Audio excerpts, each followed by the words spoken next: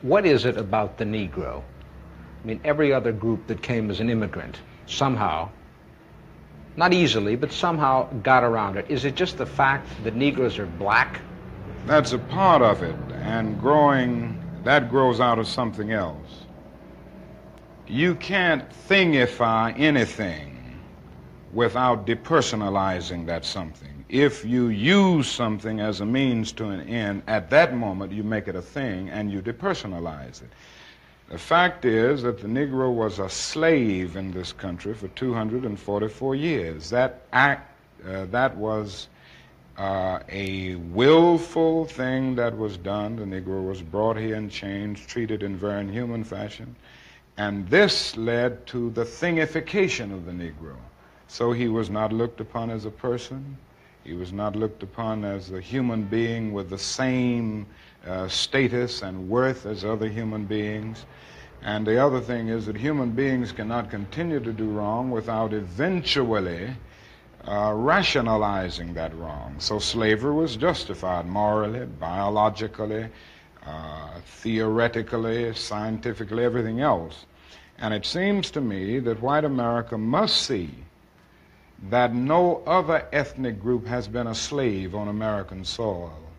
That is one thing that other immigrant groups haven't had to face.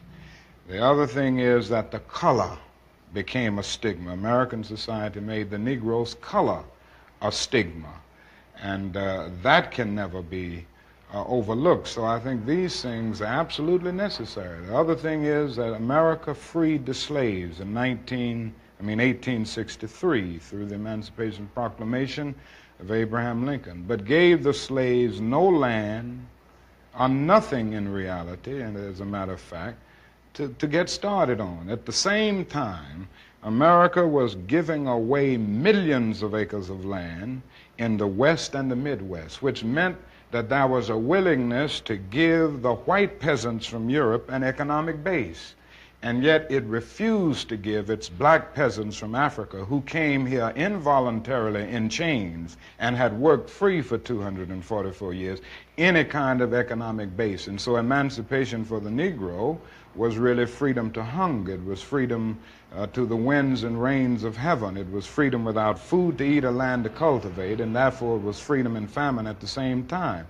And when white Americans tell the Negro to lift himself by his own bootstraps, they don't look over the legacy of slavery and segregation. I believe we ought to do all we can and seek to lift ourselves by our own bootstraps, but it's a cruel jest to say to a bootless man that he ought to lift himself by his own bootstraps. And many Negroes, by the thousands and millions, have been left bootless as a result of all of these years of oppression and as a result of a society that deliberately made his color a stigma and something worthless and degrading.